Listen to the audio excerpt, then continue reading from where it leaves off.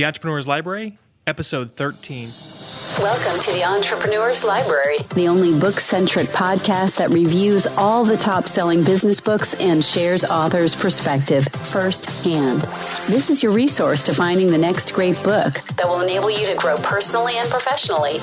Welcome your host, Wade Danielson. Thank you for joining us on the EL. Today we have Emily Chase Smith, author of The Financially Savvy Entrepreneur. Welcome, Emily, and thank you for joining us on the Entrepreneur's Library. It's great to be here. Will you take just a moment to introduce yourself and tell us just a little bit about you personally? Sure. Well, I kind of come from an entrepreneurial family. My great-grandparents were self-made citrus farmers in Santa Barbara, Central California. My dad's been a self-employed architect for many years, and I am an attorney by, I guess, education and trade for many, many years, and have kind of morphed that through the experiences I've had over the years into being a financial educator for small business. Okay, great. Thank you for sharing that. Now let's jump right into your book, The Financially Savvy Entrepreneur, which was just made available for purchase on June 23rd, 2014. Emily, we're going to move quickly, but here are some of the top questions our listeners would love to get answered. And the first one is, what was the inspiration behind writing The Financially Savvy Entrepreneur? It was interesting. I had a heavy influence in my legal practice in the area of bankruptcy, and I worked primarily with small business owners filing personal bankruptcies. So I had the occasion to be in depth into people's personal and business financial lives. And I did that for many, many years. And after a while, I started to see the same patterns emerging over and over again.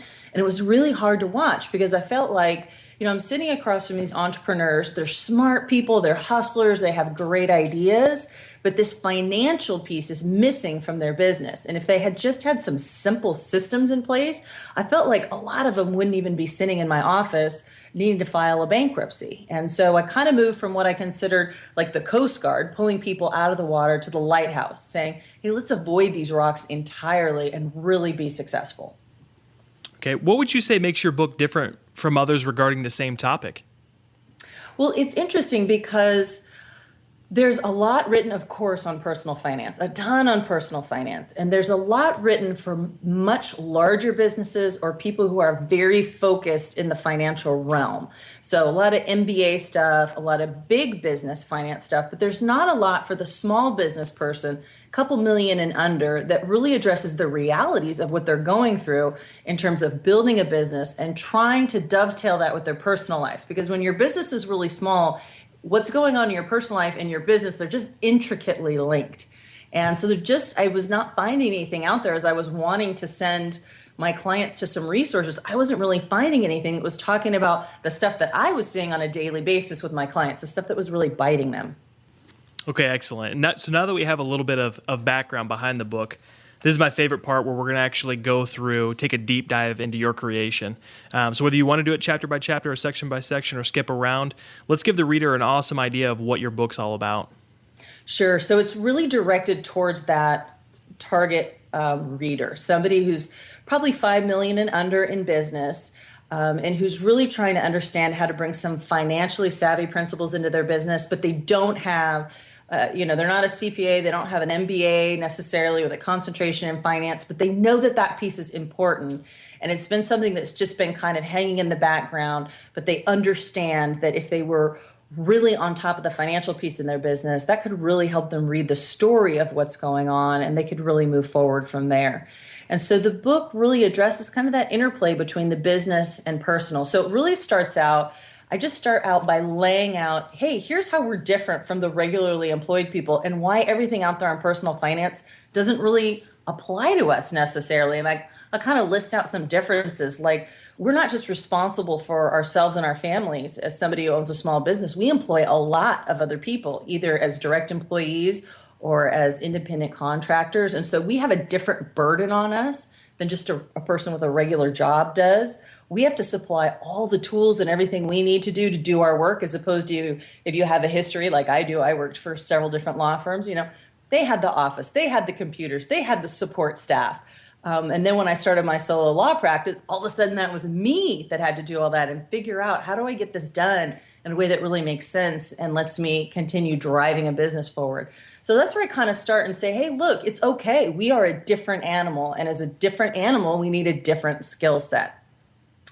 And so I start by telling, in the book, there's a ton of stories. And I kind of start by telling different stories of different people that I had seen. And I really focus again on that interplay between the business and personal, because as a bankruptcy attorney, what I saw a lot was people coming in and they had a lot of entanglements between their business and their personal in terms of what they were liable for. Because again, I was an attorney, and so that's kind of where we lived. So a lot of times, and this is the story I used to kind of open the book, a lot of times people would come to me and they're coming to me as a bankruptcy attorney because they've had a tragic event. And a lot of times a tragic event is a lawsuit. And a lot of times that lawsuit is around some sort of personal guarantee that they've given in connection with their business, but now they're being sued personally. And the one thing I saw over and over again was a commercial lease. And so I kind of open with a story of like how this happens so that the reader can understand and kind of see where they fit into this and kind of start to identify, hey, maybe there's some things that are really kind of risky that I've done in starting my business. And now that I'm ready to be financially savvy, I'm ready to bring these principles into my business, I'm going to start undoing some of that stuff. Because, you know, when we're new entrepreneurs or we have a new business, even if we're serial entrepreneurs, we kind of like move heaven and earth to get this thing started. And in doing that, sometimes we'll take on some liabilities personally that can really come back and bite us later. So the first part of the book, we talk a lot about that entanglement. I go through a whole runway calculation. This is a pretty hands-on book, so I want you to be able to use what's in there for your particular business. So we talk about runway, and so we talk about how much time do I have to make this business really fly based on the resources I have at hand. And so we kind of break out what those resources might be. We start to put some numbers to them, and we start to look at, okay, so how long do I have? And then we talk about how you use that runway calculation going forward as things change, you know. So let's say you're a brand new start, you have nothing coming in the business. So how long do I have? Well, a couple months down the road, you've got something going on in the business. It's not quite enough, but you have a different runway now. You have a longer runway. So kind of how to use that runway to bring some security in your mindset of, okay, so I know I have 6 months. I know I have a year to make this happen. So we kind of take away some of that scary that lives in the back of your mind, like, oh crap, as you're kind of going through this process. So knowing what your runway calculation is, I have X number of months or X number of years to make this happen, can kind of free you up on the creative side to say, okay, great. And now I'm just going to hit it hard. We talk a lot in the book, and there's a whole couple chapters that talk about exactly what you should be doing with the finances in your business. What does the baseline sort of P&L look like? How are you going to generate a P&L? What are some of the best practices for doing that? And then, okay, so you have a profit and loss, or you have a cash flow statement. What should you do with that? It's one thing to have it, but how do we look at the financials in our business and learn to read the story of our business in those financials? How can I look at the numbers, and how can that help me guide my business? So I call that mining for P&L gold. Like there's gold in them there hills. And so we mine through that information that's in our financials to help us drive forward the parts of the business that are really working, because we can tell in the numbers what's really working and dial back on the stuff that's not. And it helps us keep our finger really on the financial pulse of the business and be able to make those pivots and shifts as they become necessary, like before you have a problem rather than later. Because one of the other things I saw as a bankruptcy attorney, you know, staffing is one of your big numbers as a small business owner. And if you are really on top of the financials in your business, you can correlate that staffing to what's going on in terms of income and what you're generating. But if you don't know, all of a sudden it just spirals out of control, and the numbers are so big relative to the other numbers. It's just such a big chunk that a lot of times that'll bring you to your knees really quickly. And I've had more than one entrepreneur say to me, doggone it, if I had really known what was going on, I would have made some really different staffing decisions straight away. And so we kind of talk about, there's several chapters in the book that really talk about, okay, so how do we do that? What would that look like for me as a small business owner day to day? What are best practices here? What systems can I put in my business? There's a whole section on drafting an exit plan. I'm a firm believer, again, from my background, that when you start a business, you should know how far you're willing to go in terms of time, money, and effort. because again, as a bankruptcy attorney, I would have people come to me and they've had this catastrophic event. And when we start unpacking, I see that they rode that train all the way into the wall. They didn't leave any gas in the tank for themselves. They ran through their retirement. They ran up every credit card they could get their hands on. And so not only are they having to file personal bankruptcy, which is painful, but they're like in big trouble. Like, how are we putting food on the table, next week?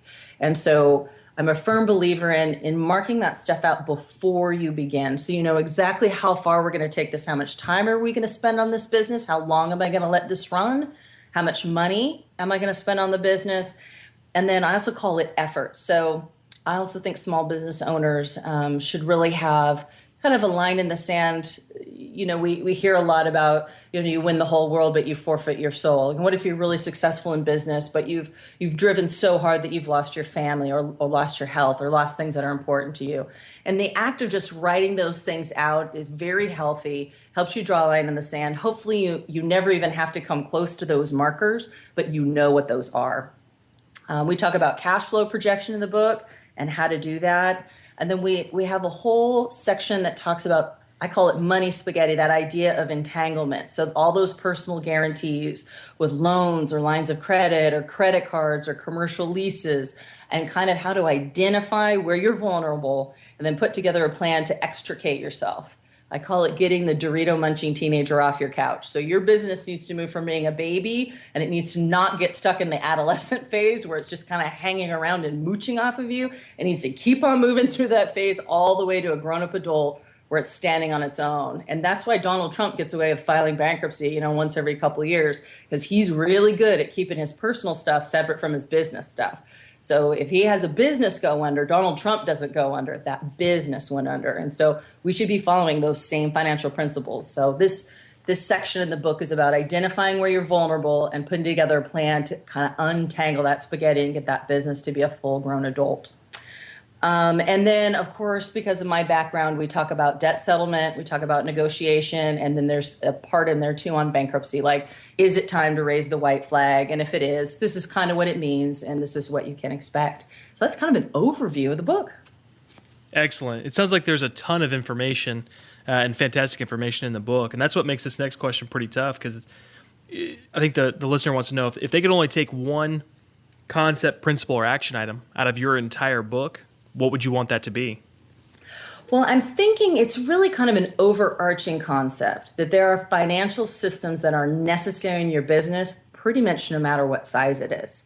And if you're serious about your business, and if you're putting your time, your money, and your effort into it, you're serious, that's a necessary thing to learn, just like you've learned a ton of other stuff to be able to do your business.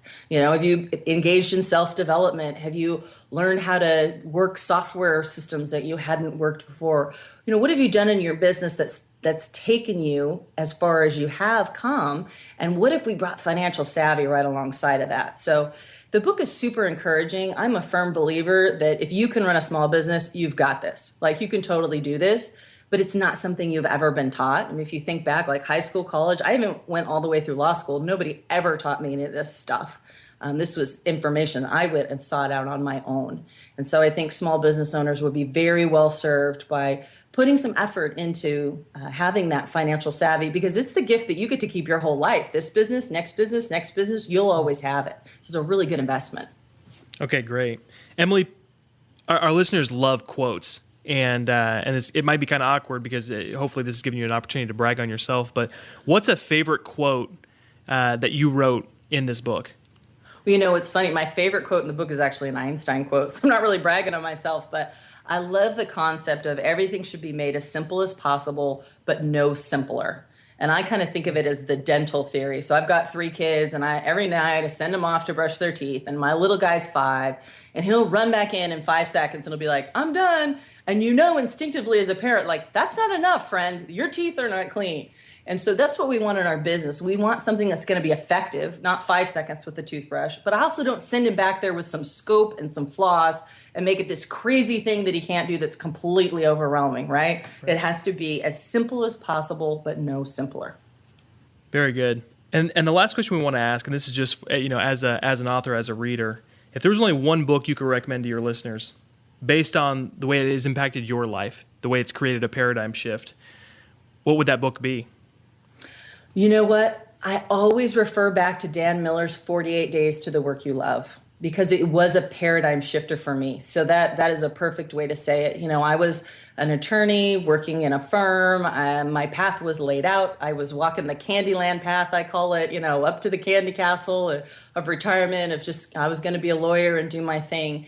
And I got my hands on that book and the world just opened wide. So it's a great book for you if you feel like entrepreneurship is something that is enticing to you, but you just don't see the possibility yet. Dan Miller is all about possibilities. He says he has 15 ideas from walking to his house to his mailbox, and it's the truth. And so if you're looking for kind of that inspiration of where could I fit into this entrepreneurship world, that's a fantastic place to start. Okay. Emily, before we depart, can you recommend the best way for our listeners to get more information on you and your book, The Financially Savvy Entrepreneur? Sure. Everything about me is at emilychasesmith.com. I have a blog there. I have a podcast called Money Morsels. So we do 15, 20 minutes. Sometimes it's interviews. Sometimes it's just me sharing a financial principle for your business. So that is housed there. And of course, my book is on Amazon and at fine retailers near you. Excellent. Emily, thank you so much for coming on, and I look forward to finishing your book. Great. Thanks again for listening in today. If you would like to get your hands on The Financially Savvy Entrepreneur or any of the other resources mentioned by Emily, just look at the show notes at the elpodcast.com. Looking for your next book idea? Head over to the elpodcast.com, where Wade shares his amazing resource, the top 10 business books recommended by over 500 entrepreneurs, with you for free. That's the elpodcast.com. Till the next time, keep it on the EL.